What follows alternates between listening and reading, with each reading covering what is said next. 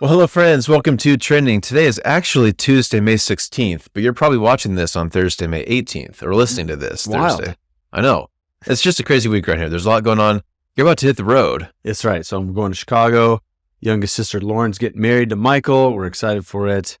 So we had to improvise, like jazz music. Nice. I like improvise. it. Yes. We're kind of rolling with a different schedule again this week. So it's about 3:40 on Tuesday. So if some like huge world or country news has hit in the past 48 hours and we're not talking about it, that's why. So Right. we'll see what happens in the next few days. But today is Tuesday, and we got one topic we're gonna talk about today. I'm excited to dive into.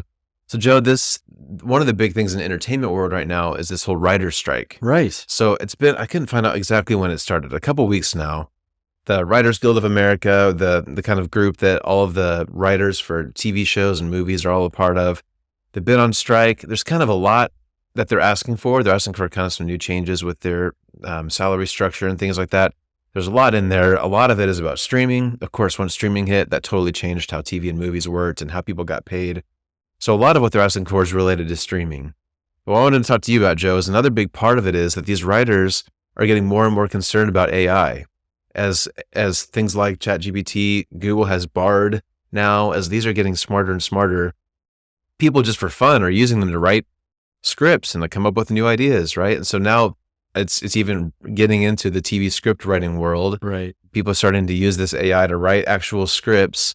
And I think the writers are getting a little worried that their jobs might eventually be taken over. Part of what they're arguing is that the AI, ChatGPT and similar ones are being trained on what is already written, right? So inadvertently, current TV writers are training AI by what they've written.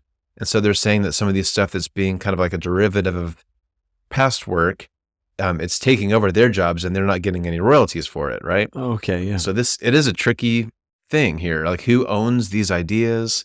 Where does it come from? And how do we make sure that humans still have a job in the arts? And there's a lot there. So again, that's kind of a big thing to talk about, Joe. Yeah. And kind of our goal today is how does this affect us? Maybe is there a faith element we should be considering? What are you thinking as you consider the writer's strike? Oh my gosh.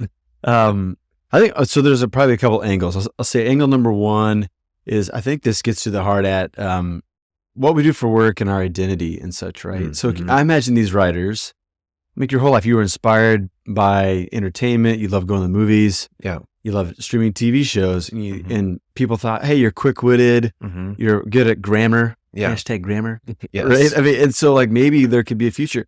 And so someone like... And really quick, let me interrupt you real quick, because it is kind of funny. These are professional writers, right? And they're carrying signs.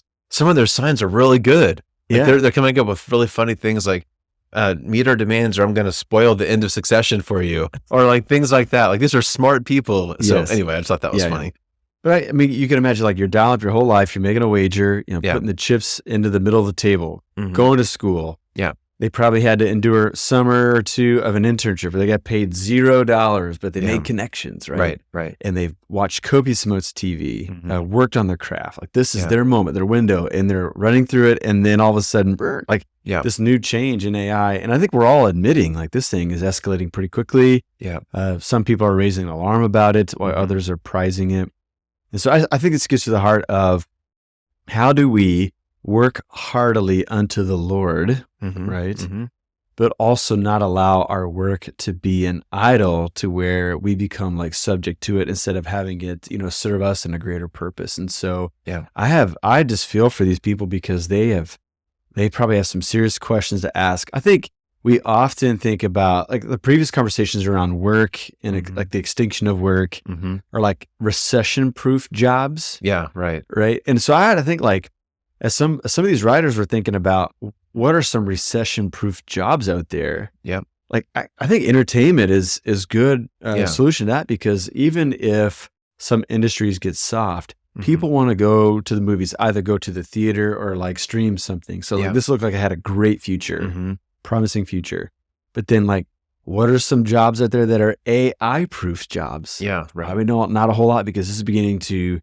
And I don't mean this in like a nefarious way, but it's like creeping into many different industries where there's a lot of uncertainty nearly everywhere. There may not be an industry that is AI proof in regards to like some jobs are going to leave that industry forever because of the automation that comes from AI. And so I just feel for these folks. I think when I think about this, I think of what would I do, like if overnight or nearly overnight, there was a solution for church work. Yeah. And it looked like in the future, like there's going to be a drastic reduction in the need for church workers. Like that wouldn't just be like, how am I going to pay the bills at home? Yeah.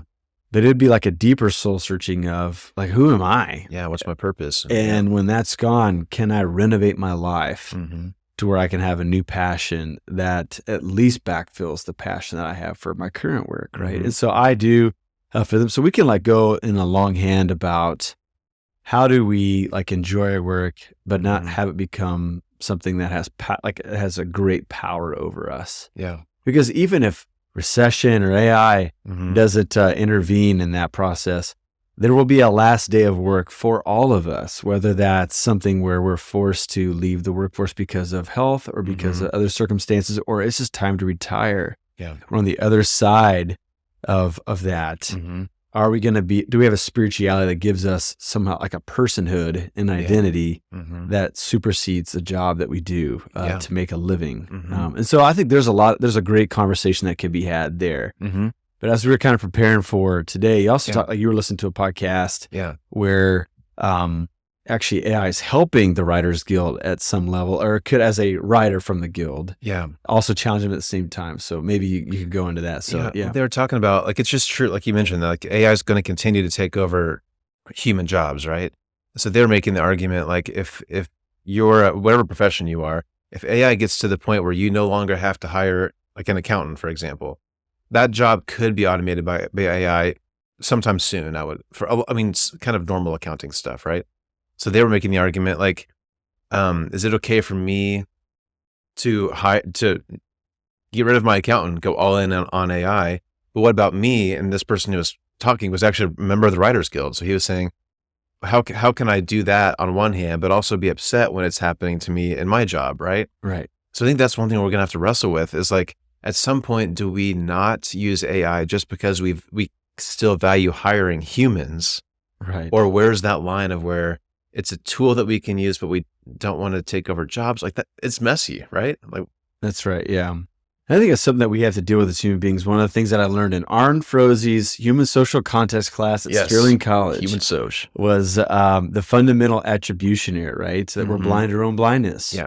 Where we could be critical of an attribute that we don't see in our lives in somebody else, but we give ourselves, grace and slack when it comes to us, right? Yep. I think it's true. Like we always wrestle with things that help us, but then when it helps somebody else that maybe is a challenge to us, like we all of a sudden we want to protest it. Right. I think I mentioned at one point in the trending library, this book called The Rebel Cell. Okay. Which talked about just how tough it is to protest anything or to cancel anything. Yeah. I think that, people bemoan cancel culture, but it's just simply protest culture in a new era for the most part, I would say. But the author opens up with the story about people protesting Nike because of like the low wages they are giving, foreign shoemaking plants. And so they went to a Nike store or the Nike headquarters in Portland, and they smashed up their property and stuff. But if you zoom in on the protesters, they're actually wearing Nike sneakers when they're doing this, right? So how like anything that is meant is like the payload to try to upend something can actually be owned by the very thing that it's trying to upend, right? And so I do think that we have to wrestle with that. So for instance, like in the church world, I think that we prize the freedom of religion that we get in the United States of America. It's something that's encoded in our Constitution, something that has allowed the church to flourish with relative ease these 250 some odd years we've been a country, right? We're getting close to that, right? However, that opens the opportunity for other rival religions to crowd the marketplace. Yeah. And so, but what we sense though is that Christians are so eager to embrace the fact that we can worship without a hindrance, but we're awful nervous about some of these other, religions crowding and having the freedom as well, because we seem to think that it's somehow taking away from our opportunity to be religious. So this is an evergreen conversation. So I think we have to develop a spirituality where we can embrace something deeply, but also be open-handed at the same time. One image that somebody gave me along the way in my doctor of ministry program. He says, like, talk about how, like, when you hold on to something, our temptation is that when we hold on to something, we won't hold it tighter. We think it's more secure. But if, some items that you hold on tighter, you actually have less possession of. It actually leaves, like, because, physics, things can't occupy the same place, very comfortably. Yeah. And so one of my professors, in a very rabbinical way, said sometimes you have to hold things loosely and tightly at the same time, to where, like, you still have a firm grasp on it, but loose enough where it can, like, dwell naturally in the hand, where it can still be itself, right? Yeah. And this is where I think that this is a crossroad that religion, particularly Christian religion, finds herself in a place like American culture, because, like, American culture is Western culture. Something that Leslie Newbegin, who's, like, one of the granddaddies of missional theology, he said that one of the things that we cherish that's enshrined in Western civilization is pluralism, where different ideas can dwell together side by side, can challenge one another in hopefully cool-headed and non-harmful ways. And actually that argument back and forth one actually can make both of them better. And it keeps our minds open, and we don't force things down people's throat, but we allow them to choose for themselves, right? And I just think we have to be reminded of that, particularly as Christians in a place like America, where at least in, poll after poll, even in these post-Christian days, like, still, like, a lot of people are Christian in America, but not everybody is. And, like, generation after generation now, the youngest of generations probably be the least Christian out of any generation before us. That there's now actually a genealogy of people with non-faith. Like, we're talking granddad, grandma, mom and dad, kids get together, for a holiday, and all of them are irreligious. Right. And they've done that by choice. And so it's just a new era for us.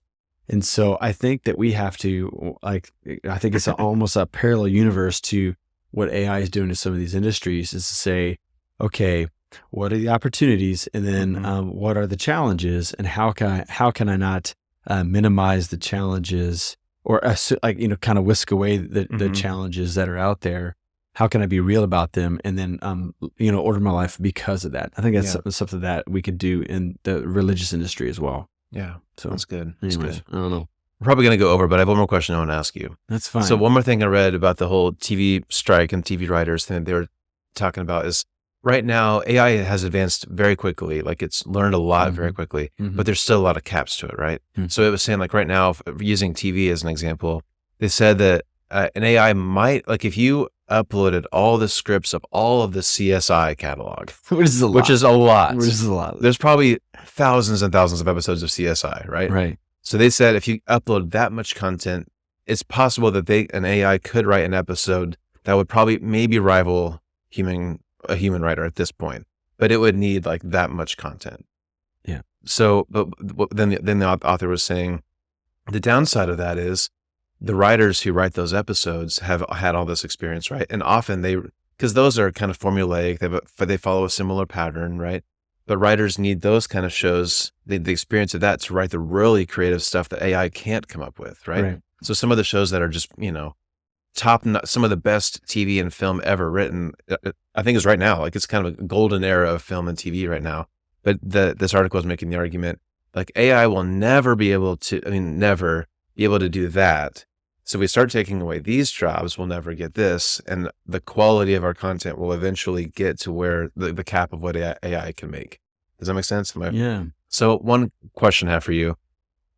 One distinctive in Christianity that we say that we're made in the image of God, right? There are things that we can do that animals can't do, things we can do that plants can't do, whatever. So I guess, do you think as AI continues to advance, do you think we will still have something that nothing else will ever have because we have the Spirit of God in us as humans? Does that make sense? Yeah. Like, do you think there will be, even as it continues to advance, will we always have something that they won't have, and that will continue to set us apart? What do you think about that? Yeah, I think so. So I want to say that. Let me just be honest. It'll be my preference that we could always make an argument that there is something nonlinear. There's something that, no matter how intelligent a piece of technology that we could create or that could advance, that there still is, like, a leap. There still is something that's shrouded in darkness, or maybe, I'll say it a better way, excess light. where even the tech can't see it, and it takes someone who, as the Hebrew language says, the nefesh, like the souled one, would need to articulate. And I just go back to that scene of Contact Julie Foster. Her character gets into space. She gets to see Mars or whatever, and she's like, I don't have the words for it. Like, yes, I'm a scientist, but like, you needed like a poet. You needed somebody else to capture this moment. I think that there's always going to be space for that. I was listening to a good podcast. It's actually been going on for a while, but it's a Hebrew scholar. She's just reading through the Old Testament a chapter at a time and just translating herself from her Hebrew knowledge. And when it came to Genesis 1, she actually called us like not image of God, like the language that we normally get, but someone created someone in our shadow.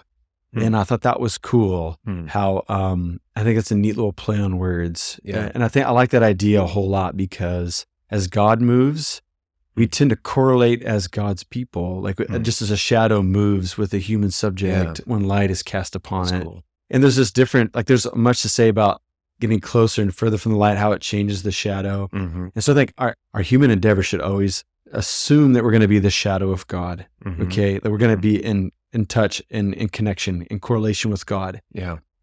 What's up for grabs is, are we willing to stay closer to the light so that the shadow is the sharpest? Or are we going to give ourselves to get further and further away from what God's dream and desire is in the earth? And the shadow gets dimmer and dimmer and more like fuzzy, and like you can't make out the shape and the form, right? So I think that's going to be what's at stake for us is, can we give ourselves to the gutsy endeavor of journeying together to be the shadow of God, to represent God in the earth? So that's good. Man, I remember we talked about AI in December. I know. And so much has happened in the 6 months since then. Like it's changing everything. And so I think it's wise of us to just be in the know, to kind of keep an eye on this thing and wrestle with what we believe and see where it goes from here. That's right. Hopefully AI doesn't affect Trending's episods. Yeah. I would like to see a robot do this. Actually, I don't. They would have to like design it with like the hair, slicked over, like, I don't know. You're wearing a suit coat today, so that's throwing off the algorithm. They don't know how to make it anymore. Yeah, they're not. They've like passed us by. They're like, this is not trending. Oh, that's awesome. All right. Well, thanks to you watching and listening on Thursday or after, and I'm really grateful for those of you listening to the podcast, and those watching. We're grateful for all of you. So hope you have a great rest of your week, and we'll see you hopefully on Sunday and back next week. Yep. See you next time. See ya.